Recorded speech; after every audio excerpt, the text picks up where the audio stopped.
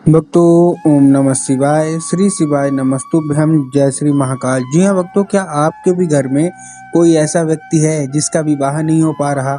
आप लोग उसके विवाह के लिए बहुत ज़्यादा परेशान हैं, बहुत ज़्यादा चिंतित हैं कि आखिरकार जो इसका विवाह है ना, वो क्यों नहीं हो पा रहा।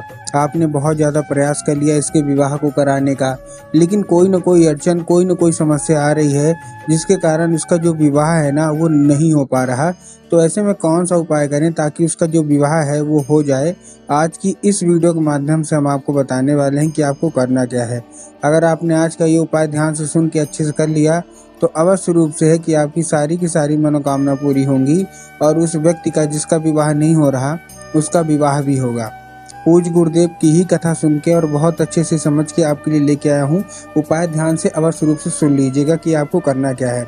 देखिए, पूज्य गुरुदेव की जो कथा होती है ना, जैसे कि आपको पता है कि पूज्य गुरुदेव की कथा में लाखों की भीड़ आती है। और जब गुरुदेव की कथा में लाखों की भीड़ आती है तो वहाँ ज़्यादातर जो भक्त रहते हैं वो क्या करते हैं, ज़्यादातर जो भक्त रहते हैं ना, वो गुरुदेव को पत्र के द्वारा अपनी मनोकामना गुरुदेव तक पहुँचाते हैं। ये भी आपको पता होगा। तो अभी गुरुदेव की कथा चल रही थी, आज से 4-5 महीना पहले की बात है। गुरुदेव की कथा चल रही थी और गुरुदेव की कथा में लाखों की भीड़ आई। जब गुरुदेव की कथा में लाखों की भीड़ आई तो वहाँ ज़्यादातर लोगों ने क्या किया, पत्र के द्वारा अपनी मनोकामना गुरुदेव तक पहुँचाई। जब गुरुदेव के पास पत्र पहुँचा और गुरुदेव ने पत्र पढ़ा तो वहाँ ज़्यादातर लोगों की केवल और केवल एक ही मनोकामना थी कि गुरुदेव, हमारा जो बच्चा है ना, इसका विवाह नहीं हो पा रहा। हम लोग बहुत ज़्यादा परेशान हैं। किसी का था कि गुरुदेव, हमारी जो बच्ची है ना, इसका विवाह नहीं हो पा रहा। हम लोग भी बहुत ज़्यादा परेशान हैं। हम लोग ने बहुत ज़्यादा प्रयास कर लिया कि इसका जो विवाह है वो हो जाए, लेकिन कोई ना कोई कारण आ जाता है, कोई ना कोई अड़चन आ जाती है। ऐन वक्त में विवाह टूट जाता है, रिश्ता टूट जाता है। हम लोग बहुत ज़्यादा परेशान हैं। इनकी जो उम्र है वो गुजरी जा रही है। कोई 30 साल का हो गया, कोई 35 साल का हो गया, कोई 40 साल का हो गया, यहाँ तक कि कोई 45 साल का भी हो गया है। अभी भी उनका विवाह नहीं हो पा रहा। तो ऐसे में कौन सा उपाय करें ताकि उनका जो विवाह है वो हो जाए, आज की इस वीडियो के माध्यम से बताने वाले हैं। तो ध्यान से उपाय सुनिएगा।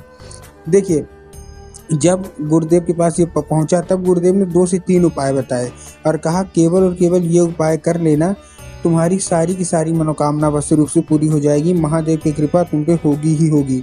जब गुरुदेव ने उपाय बताया तो लोगों ने जा जाके इस उपाय को अपने घर में करना शुरू कर दिया। ठीक है ना, क्या किया, अपने घर में करना शुरू कर दिया। अब जैसे ही लोगों ने जा जाके इस उपाय को अपने घर में करना शुरू किया, उनको फल मिलने लगा। वही लोग गुरुदेव की कथा में मात्र 1 से 1.5 महीना के बाद वही लोग गुरुदेव की कथा में वापस आए। जब वही लोग गुरुदेव की कथा में वापस आए तो उन्होंने फिर से गुरुदेव को पत्र लिखा। लेकिन ये वाला जो पत्र था ना, ये गुरुदेव को धन्यवाद के रूप में पत्र था कि गुरुदेव, धन्य हो आपका, आपके द्वारा बताया गया उपाय हमने कर लिया है। हमारी सारी की सारी मनोकामना पूरी हो गई है। आपका कोटि कोटि धन्यवाद। हमारे घर में जिस व्यक्ति का जो मतलब रिश्ता पक्का नहीं होता था, अब उसका रिश्ता भी पक्का हो गया है। हम लोग बहुत ज़्यादा खुश हैं। तो देखिए, जो लोग भी मेरी आवाज़ सुन रहे हैं, अगर आपको भी जानना है कि आखिर ऐसा कौन सा उपाय है जिसको करने मात्र से लोगों की सारी मनोकामना पूरी हो जाती है और उनका जो रिश्ता है वो पक्का हो जाता है मात्र 1 से 1.5 महीने के अंदर, तो चलिए हम बताते हैं आपको आज की इस वीडियो के माध्यम से कि आपको करना क्या है।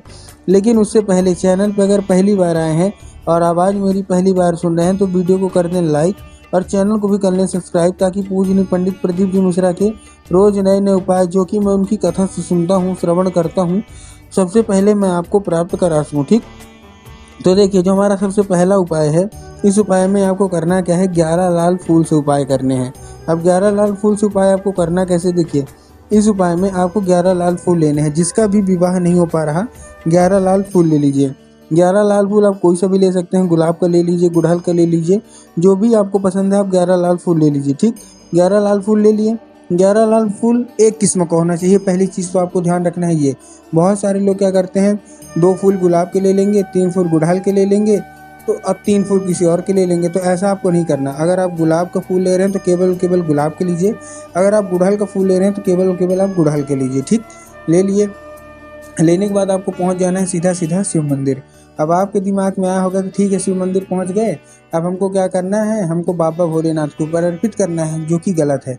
आपको ये फूल बाबा भोलेनाथ के ऊपर अर्पित नहीं करना, आपको ये फूल माता अशोक सुंदरी के ऊपर अर्पित करना है। ठीक, माता अशोक सुंदरी को, जिसको पता है कि माता अशोक सुंदरी की जगह कहाँ होती है, उनका तो ठीक लेकिन बहुत सारे ऐसे लोग हैं जिनको यही नहीं पता कि माता सुख सुंदरी की जगह होती कहाँ है।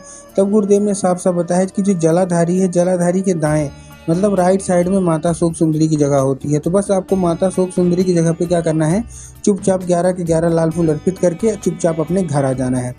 पूज्य गुरुदेव कहते हैं बस आप मनोकामना मांग के आइए, माता शोक सुंदरी अवश्य रूप से आपकी मनोकामना पूरी करेंगी ही करेंगी। ये था हमारा पहला उपाय। अब हम चलते हैं अपने दूसरे उपाय की ओर। दूसरे उपाय में आपको 3 काली मिर्च और 1 धतूरा चाहिए। फिर से बता रहा हूँ, ध्यान सुनिएगा। बहुत सारे लोग काली मिर्च और काली तिल में कंफ्यूज होते हैं कि काली तिल लेना है कि काली मिर्च। तब गुरुदेव ने बताया कि आपको काली मिर्च चाहिए। कितनी? काली मिर्च आपको चाहिए 3 और 1 धतूरा। ये लेके आपको पहुंचना है शिव मंदिर। अब आपको क्या करना है, दक्षिण दिशा में खड़े होना है और उत्तर की ओर चेहरा कर लेना है। अब देखिए, दक्षिण और उत्तर में भी बहुत सारे लोग परेशान हो जाते हैं कि दक्षिण कहाँ है, उत्तर कहाँ है, थोड़ा थोड़ा साफ साफ बताओ। तब गुरुदेव ने बताया कि आप जिस भी शिव मंदिर जा रहे हैं ना, जिस शिव मंदिर की जो जलाधारी होगी ना, आपको अपना चेहरा उधर साइड करके खड़े हो जाना है। जिधर साइड शिव मंदिर की जलाधारी होगी उधर साइड खड़े हो गए। खड़े होने के बाद आपको एक नाम लेना है। कौन सा? महादेव का बहुत ही सुंदर सा नाम है, श्रम्भेश्वर महादेव। तो बस आपको श्रम्भेश्वर महादेव का नाम लेके उन्हीं का स्मरण करके आपको चुपचाप क्या कर देना है, आपको अर्पित कर देना है। ठीक, अर्पित करके अपनी मनोकामना मांग के चुपचाप आप अपनी घर आ जाइए। पूज्य गुरुदेव कहते हैं बस उपाय करके देखिए, अवश्य रूप से मनोकामना पूरी होगी ही होगी। यह था हमारा दूसरा उपाय। अब हम चलते हैं अपने तीसरे और आखिरी उपाय की ओर। अब इस उपाय में देखिए आपको करना कैसे है, क्या करना है, कैसे करना है। इस उपाय में सिंपल सा आपको लाल चंदन लेना है और लाल चंदन लेने के बाद पहुंच जाना है कहाँ, सीधा सीधा शिव मंदिर। लाल चंदन ले लिया, शिव मंदिर पहुंच गए। अब क्या करना है, देखिए जैसे आप शिव मंदिर पहुंचेंगे, शिव मंदिर पहुंचने के बाद आपको, वैसे मैंने अभी आपको माता शोक सुंदरी की जगह बताई ना, कहाँ होती है, जलाधारी के दाएं साइड। तो आपको करना क्या है, अपने दाहिने हाथ की, दाहिने मतलब राइट हैंड की कोई एक उंगली से माता अशोक सुंदरी की जगह पे आपको 5 बार बिंदी के रूप में टीका लगाना है। बिंदी के रूप में वही लाल चंदन से आपको टीका लगाना है। किसके रूप में? बिंदी के रूप में। कितनी बार? 5 बार लगाते रहिए और हर एक बिंदी में, हर एक टीके में अपनी मनोकामना भी मांगते रहिएगा। जो भी आपको मनोकामना आपको मंगवानी है माता अशोक सुंदरी से। कर दिया।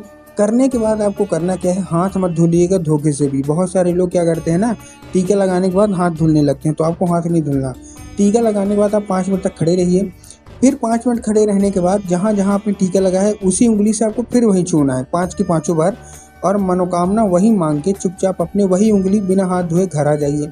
जैसे आप घर आ गई तो जहाँ आपका बिस्तर है, जहाँ आप लोग सोते हैं और जिधर साइड आपका सर रहता है, ठीक है, सर वाली जो दीवार होगी ना, उसी दीवार में आपको अपनी 5 उंगली जो आपने वहाँ टच कराई थी, छुआई थी वहाँ शिव मंदिर में माता शोक सुंदरी जगह में, वही अपने दीवार में कर देना है।